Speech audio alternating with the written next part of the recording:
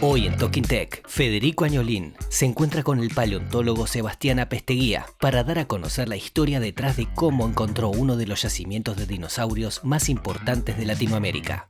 Bueno, Sebastián, ¿cómo andás? ¿Todo bien? Bien, bien, muy contento de estar acá, Fede. Buenísimo. Che, tengo una consulta, porque vos sos investigador, sos doctor en ciencias naturales, bueno, tenés un montón de tareas en las que te desempeñaste, pero ¿cómo te gustaría que te conociera la gente? ¿Cómo te presentás a vos mismo? Bueno, es algo difícil porque, digamos, uno es un universo de cosas, ¿no? No me quiero hacer el filosófico, pero es cierto. Pero bueno, en este contexto, digamos, soy paleontólogo. Un poco como se definía Meguino, soy paleontólogo.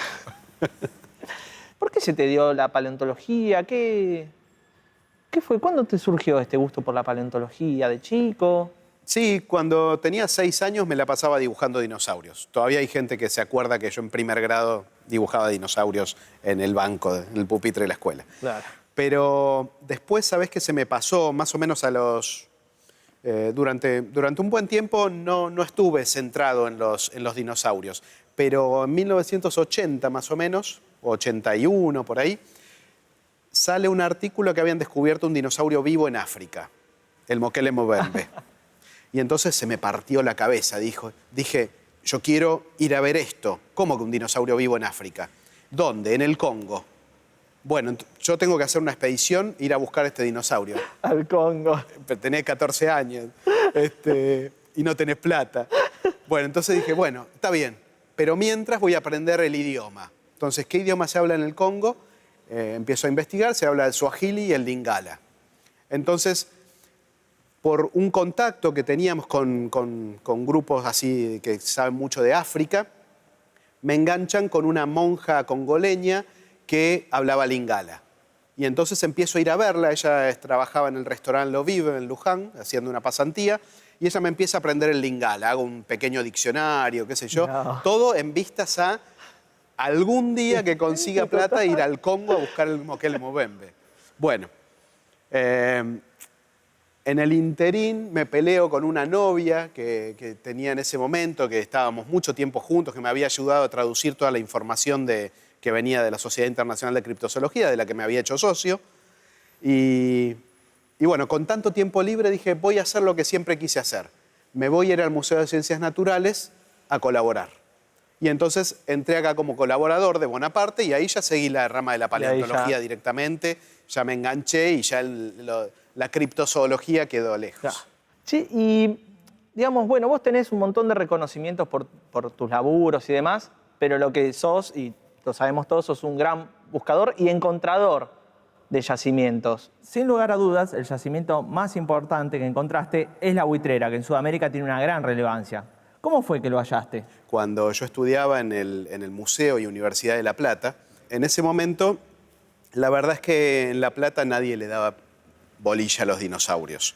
Era el mundo de los mamíferos prehistóricos. Y entonces los huesos de dinosaurio estaban realmente en malas condiciones en las estanterías y todo, y donde se veían. Incluso algunos estaban mal puestos en los catálogos.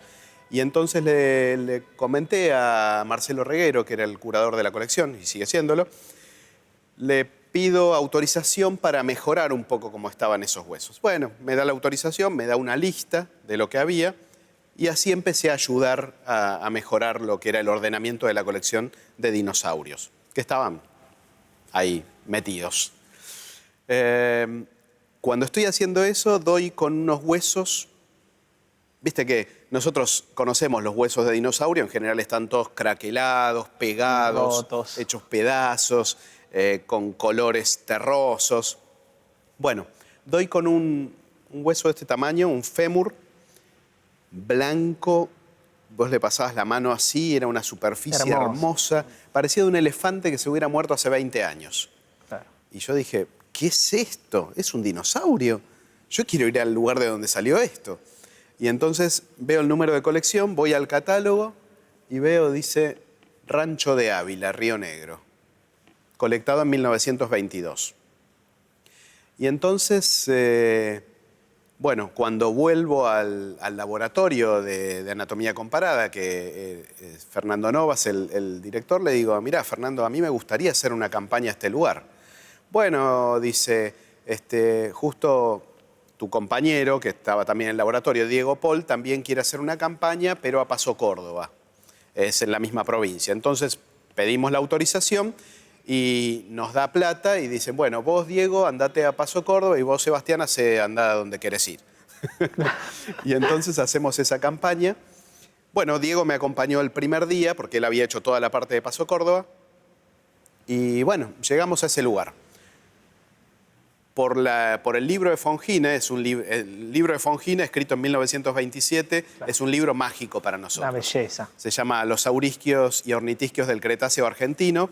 Incluso está en castellano, a pesar de que Fongina era alemán.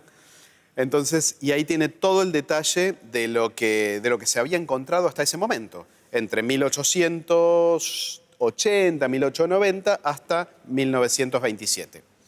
Con el detalle incluso de dónde ir a buscar y todo. Es un libro increíble. Hermoso, hermoso. Y entonces, en ese libro veo que dice, bueno, a 10 kilómetros de la estafeta postal de Cerro Policía está el rancho de Ávila. Una vez que uno llega al rancho, mira hacia el noroeste y en lo más alto de la barda, 10 metros antes, ahí están los huesos. Qué difícil que era sin GPS, ¿eh? Todo decía. Bueno, llegamos al rancho de Ávila, nos atiende las señoras, Irma y Delia, Pincheira, y nos dicen, no, acá no es el rancho de Ávila, esto es la casa de los Pincheira, esto se llama El Manzano. Ah, bueno, porque a mí me figura en un libro, pero bueno. ¿Y ustedes no conocen algún Ávila? Sí, mi mamá, que estaba allá. Mi mamá es Ávila. Ah, bueno, ¿y ella no sabrá de hueso de dinosaurio? Vamos, le preguntamos. A ver, mamá, ¿usted no sabe de que hayan venido a buscar hueso de dinosaurio? No sé nada. Bueno, la señora estaba cieguita en ese momento. Y entonces la Delia me dice, bueno, pero si ustedes quieren, acampen ahí abajo de los álamos, que tienen sombra, tienen agua fresca. Buenísimo. Bueno, así que usamos eso de campamento y todos los días íbamos y recorríamos toda la zona, veíamos zonas donde se veían rocas coloradas que nosotros asignábamos a que podían ser cretácicas. Íbamos para allá, preguntábamos de quién eran, las caminábamos, en fin. Tuvimos casi 12 días sin encontrar nada, o sea, muy, muy, muy frustrante. Qué feo que es cuando pasa eso, que Muy caminás y no encontrás absolutamente nada. Es frustrante, sí. Entonces, nos llaman y dicen, bueno, vengan que mamá quiere hablar con ustedes. Vamos todos y la señora nos dice, bueno, ustedes me dijeron que había una expedición del Museo de la Plata de 1922 y ¿cómo eran los señores que vinieron? Walter Schiller y Santiago Roth vinieron del Museo de la Plata. Bueno, sí, yo me acuerdo de eso, yo estuve ahí. 1922. Yo estuve ahí porque mi papá era un hombre de campo que estaba ocupado para darle bolilla a los señores científicos, así que mi papá me mandó a mí. Y yo los guiaba a estos hombres por ahí. Y entonces sí, trajeron huesos de dinosaurio y además nos pedían que les juntáramos lagartijas, sapos, todo lo que había. Genial. Así que, bueno, doña Tica, Filomena Ávila, había sido la guía de la expedición de 1922. Y ahora la guía tuya iba a ser como 100 años después, no sé cuánto tiempo después. Y bueno, no tanto. Pero esto fue en 1999. Claro, bueno. Así 80 que, años. claro. Bueno, entonces a partir de eso, digamos, como que nos cerró, ¿no? Sí, verdaderamente estábamos en el rancho de Ávila, lo que pasa que doña Tica ya estaba ciega, tenía en ese momento 95 años, Claro. y obviamente no nos iba a acompañar. Y bueno, además esto coincidió con que nuestras averiguaciones por la zona nos permitieron dar con otro lugar que iba a ser verdaderamente la meca de la paleontología del Cretácico de los animales pequeños, que es la Buitrera. Claro. Nosotros acampando ahí, hablamos con la familia Abelás. Igual, fíjate, igual que como pasó con doña Tica y su papá, Abelás nos dice, bueno, sí, muchachos, vayan a buscar los huesos que ustedes buscan. Yo la verdad no vi nada de esto. No vi nada. Nosotros andamos de arriba del caballo y miramos las ovejas, miramos los pumas, miramos lo que nos interesa a nosotros, pero las cosas que dicen ustedes no. Bueno, pero vayan con mis hijos, ellos los van a llevar. Y entonces ahí nos presenta Miguel Abelás, de 11 años, y Estela, de 9. Y ellos nos llevaron. Bueno, nos llevaron por toda la zona alrededor del puesto, estuvimos andando de acá para allá, también encontramos un diente de dinosaurio carnívoro roto. Y digo, pero por Dios, ya hace 14 días que estamos acá y es lo único que aparece. Bueno, toda la mañana buscando, nada, re decepcionados, un calor, hacía como 40... esa zona. Sí, y no teníamos... de sombra habíamos puesto del Jeep, porque teníamos en ese momento un Jeep que creo que te acordás. Lamentablemente lo recuerdo. En tus peores pesadillas. Y del Jeep habíamos puesto una media sombra, digamos, y 2 estacas, y entonces estábamos ahí todos amontonados almorzando de lata, ¿no? Decepcionados. Y entonces le saco conversación a Miguel Abelás y le digo, Miguel, decime, ¿no has visto estos huesos petrificados? No, me dice, no. No, por acá no. Y entonces, ¿cómo por acá no? ¿En otro lado sí? Sí, pero es lejos. Ah, ¿y lejos? ¿Qué tan lejos? ¿10 kilómetros? No. ¿2 kilómetros? Sí, más o menos. Y entonces lo miro al negro González, Jorge González, que es el artista y que además fue siempre un apoyo de las campañas desde el primer momento. Y con Jorge nos miramos y decimos, vamos. Y entonces, bueno, Miguel y Estela nos fueron llevando, ellos iban corriendo a gran velocidad, porque para ellos es un juego, trepar la barda, bajarla, y nosotros íbamos cargados, todos sudando la gota gorda, tratando de seguirlos. Cuando nos vamos acercando al lugar, veo sobre unas rocas coloradas algo blanquito. Y entonces me agacho enseguida y veo unos huesitos pequeños en la roca. Y dije, ¡ah! ¡Golazo! Porque, bueno, para nosotros, como bien sabés, los dinosaurios enormes son fascinantes, sí, pero en Argentina está lleno. Sí, hay un montón. Entonces, lo más interesante son los pequeños animales que vivían a la sombra de esos grandes dinosaurios. Toda esa fauna pequeña que normalmente no queda registrada y que para nosotros se convierte en lo más interesante, la figurita que los demás no tienen. Sí, la figurita difícil. Sí. Y entonces veo huesitos chiquitos. Lo voy a llamar a Jorge, miro y lo veo que él está más allá, también agachado, viendo algo. Le digo, Jorge, ¿huesos chiquitos? Sí. Bueno, me saco el sombrero, lo dejo ahí para marcar el lugar, dejo el morral y seguimos corriendo a los nenes que ya se habían ido. Dejo todo eso como para también obligarme a volver. O sea, no importa lo que encuentre allá, acá voy a volver. Claro. Entonces, seguimos corriendo a los nenes, llegan hasta el borde de un acantilado de 40 metros caídos hacia pique, lo que después se llamaría la buitrera. Me paro ahí al acantilado y digo, ¡wow! ¡Qué hermoso! ¡Qué magnífico! Y los nenes callados, ¿no? ¡Qué hermoso paisaje! ¡Qué increíble! Y allá los buitres volando. Fantástico. Bueno, ¿y vamos a los huesos? ¡Ahí! Yo estaba mirando el paisaje, no me había dado cuenta, los tenía 1 metro adelante. Unos huesos gigantes de dinosaurio saurópodo, lo que después llamamos catartesaura. Los tenía ahí a 1 metro. Bueno, ese fue el descubrimiento de lo que es la buitrera. Por supuesto, después volvimos a buscar los huesos chiquitos, que bueno, fueron por ahí el resultado más promisorio de esa primera campaña, ¿no? Pero lo interesante es que se había descubierto una nueva localidad que sería mi fruto de trabajo más importante por los siguientes 20 años. Siempre me gustó la paleontología. En 1980 apareció como noticia en los diarios que habían descubierto un dinosaurio vivo en el Congo, en África. Entonces me volví loco. Averigüé quién podía enseñar Lingala. Y allí fui varias veces a aprender que honestamente jamás pude recordar nada.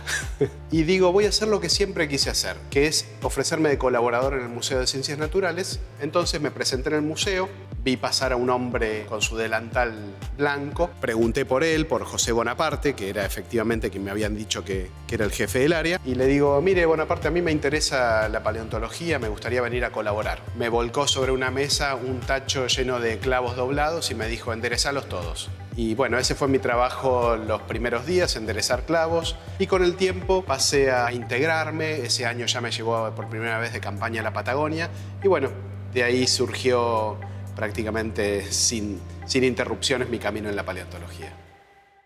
Y, digamos, ¿vos cuándo te diste cuenta que realmente ese yacimiento es lo que iba a ser? ¿Cuándo dijiste, chao, esto es un golazo? Porque supongo en el momento dijiste, bueno, algo interesante, pero Sí. no se te voló la cabeza. ¿Cuándo es que vos decís, chao, esto es algo increíble, realmente la pegué con este hallazgo? Realmente el año que se me voló la cabeza fue el primer año que viniste vos, que fue 2001. 2001. Ya pasó bastante Pasó tiempo, un tiempito, sí. Era tu primera campaña. Estaba más flaco, con más pelo. Ahora ya estoy un poquito... Pero esa campaña fue para mí la más increíble porque primero aparecieron los primeros restos articulados de la serpiente con patas. En ese momento no sabíamos que iba a tener patas, pero era una serpiente articulada preciosa. Aparecieron los primeros restos de mamíferos, apareció el material más importante del efenodonte, lo que después se convirtió en el material tipo, ¿no? El portador del nombre, que lo encontraste vos justamente. Me acuerdo. Pablo encontró la serpiente, vos Sí, encontraste sí. el efenodonte. Entonces, para mí fue la campaña más importante, la que definió el potencial que tenía la localidad. Porque, bueno, hablando de eso, está lleno de bichos, hay un montón de animales distintos, describiste un montonazo, pero me parece que tal vez, no sé si el más interesante, pero el más raro es la serpiente con patas, esta Nahash. ¿Vos qué pensás del bicho? Sí. ¿Cómo fue el desarrollo de todo el estudio de ese animal? Bueno, Nahash rionegrina fue un punto bisagra, ¿no? en el hallazgo de cosas de la buitrera. Pero bueno, preparamos el material, ese lo preparó, el primero que lo preparó sí fue Agustín Escanferla. Ah, mira. Agustín estaba muy entusiasmado con el tema, él siempre ha estudiado las serpientes fósiles, entonces Agustín hizo una preparación muy, muy buena del material. Después, bueno, se invitó a Hussam Saher, un brasilero que en ese momento era amigo de Agustín. Entonces, él estaba, digamos, en un punto muy importante de investigación en el origen de las serpientes. Y bueno, con Saher y con Agustín también estudiamos la serpiente. Bueno, después aparecieron pedazos de cráneo. Claro, después aparecieron. Que eso se sumó a la investigación, que vos lo habías visto también, el pedazo de cráneo, habías hecho unos dibujos. En fin, se trabajó muchísimo sobre eso y fue Agustín el que se dio cuenta de las patas, ¿no? Sí. Que estaban apareciendo. Eso fue increíble. Eso fue... Y encima, ver que encima tenía una quebradura en una de las patas. Sí, uno de los fémures está quebrado, evidentemente la han pisado. Yo creo que la pisó algún dinosaurio chiquito porque tiene quebrado el fémur, y algunas topes de vertebritas de la misma zona, de la zona del sacro. Bueno, pero se quebró, pero siguió viva, ¿no? Sí, claro, siguió viva. Se le formó un callo redondo en el fémur y siguió. Evidentemente esas patas las usaba. O sea, creo que salían fuera del cuerpo poquito, pero sí eran pequeñas. No le servían para caminar, pero seguramente le servían para anclarse en la cueva o alguna cuestión así. Además de tu parte científica, tu parte de explorador, te dedicaste muchísimo a lo que es la difusión científica. Era, bueno, no sé, en su momento era un espacio bastante vacante. ¿Por qué te dedicaste a esto? Bueno, vos sabés que yo me formé, a diferencia tuya, que eras un chico que leía a Meguino. Yo no sabía quién era Meguino, pero no tenía esa llegada que has tenido vos a la ciencia como por un carril muy fuerte, ¿no? Yo leía libritos de divulgación. Claro. Y todos me hablaban de los dinosaurios de Estados Unidos y Europa. No había nada sobre dinosaurios de la Argentina. Solamente en este museo, el Museo de Ciencias Naturales, compré el librito de Freiberg, el mundo de los animales prehistóricos. Eso era lo único que yo tenía que hablaba de dinosaurios en Argentina. Entonces dije, pucha. Y además me había comprado un librito que se llamaba, creo que Dinosaurios y otros animales prehistóricos. Un librito de divulgación, y busqué la editorial y dije, esta editorial existe acá en Argentina. No era argentina, era española, pero existe en Argentina. Cierro el librito y dije, le voy a proponer al editor que exista un libro sobre dinosaurios de la Argentina. Espectacular. Y entonces empecé a escribirlo. Copiando un poco el formato. Lo hacía en cualquier papel, muchos estaban hechos en servilletas de bares. Y así con mis papelitos pedí una cita con el editor de esa editorial. Entonces lo voy a ver, me da la cita y le cuento la idea. Le digo, quiero escribir un libro sobre dinosaurios de la Argentina, acá tiene mi proyecto. El tipo agarra los papelitos, mira mis dibujos. Dice, bueno, me interesa. Tráigamelo mejor presentado y vemos qué hacemos. Entonces, bueno, hice eso y en 1993 salió publicado el libro Dinosaurios de la Argentina. Claro. Bueno, a partir de eso yo sentí la necesidad, como la sentí en ese momento, de que teníamos que hacer llegar a la gente lo que hacíamos. O sea, no servía de nada. ¿De qué había servido todo el conocimiento que se venía acumulando desde von Hinel, Lydekker, Ameghino y todos los demás, que habían hecho un trabajo magnífico, pero la gente no lo conocía? Yo me acuerdo que cuando necesitábamos algo en el taller con Bonaparte, íbamos por ahí a pedir papel de diario, gomas pinchadas y todo lo que necesitábamos para armar estos bicharracos. Le íbamos a pedir a los alrededores del museo, a una cuadra. Nos atendían, es un museo. Claro, ni siquiera... Sí. O sea, verdaderamente no había una llegada de la ciencia y sus resultados a la gente. Y eso a mí me pareció una falencia terrible y empecé a trabajar para remediarlo. Y más en una época que no había internet, porque ahora uno busca dinosaurios de Argentina y puede acceder a información, pero antes era, bueno, a ver, tengo que buscar un libro. Te digo más, en el año 94-95 estaban empezando a armar un programa de preguntas y respuestas que era Tiempo de Siempre, Sí, ¿no? me acuerdo. Conducido por Pancho Ibáñez. Y entonces, Fernando Novas propone mi nombre porque, claro, ellos buscaban a alguien que no fuera recibido, pero que supiera mucho de dinosaurios. Y entonces, me llaman y concurso en ese programa. Y el problema fue el jurado, porque me dice, mira, Sebastián, está todo bien, vas a participar, pero no conseguimos jurado. ¿Cómo que no consiguen jurado? Hay un montón de paleontólogos. Yo les había dado una... Sí, pero ninguno quiere salir en televisión. Claro. No conseguimos ningún paleontólogo argentino que quiera salir en televisión. Así que hablamos con Daniel Perea y Martín Uvilla de Uruguay. Entonces vamos a traer todos los programas a los uruguayos para que hagan de jurado. Increíble. O sea, no querían salir en televisión. Incluso estaba mal visto hacer divulgación. Claro. Hacer difusión estaba mal visto. Aún hay gente que lo ve Bueno, mal. todavía hay colegas que me dicen, a vos que te gusta tanto la cámara. Claro.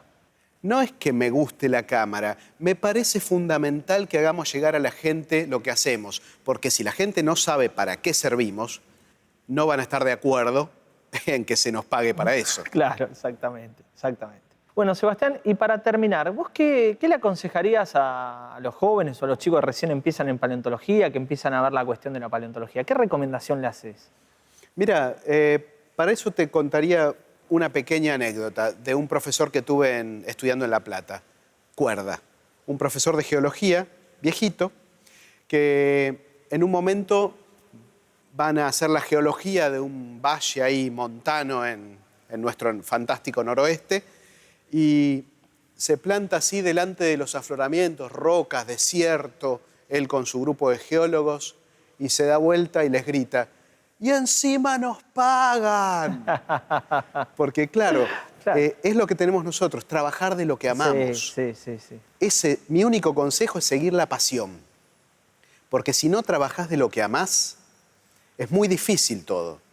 Y a la vez, si trabajás de lo que amás, es la mejor excusa para que tu progreso sea el progreso de todo, ¿no? De la ciencia que amás, pero también de vos como persona. Sí. Ese es mi único consejo, seguir la pasión. Buenísimo. Bueno, Sebastián, la verdad que estuvo bárbaro charlar un ratito, estuvo espectacular, el tiempo se nos pasó rápido, así que te agradezco mucho que hayas venido. Gracias, Fede, y esta vez lejos del fogón. Sí, tal cual. Gracias.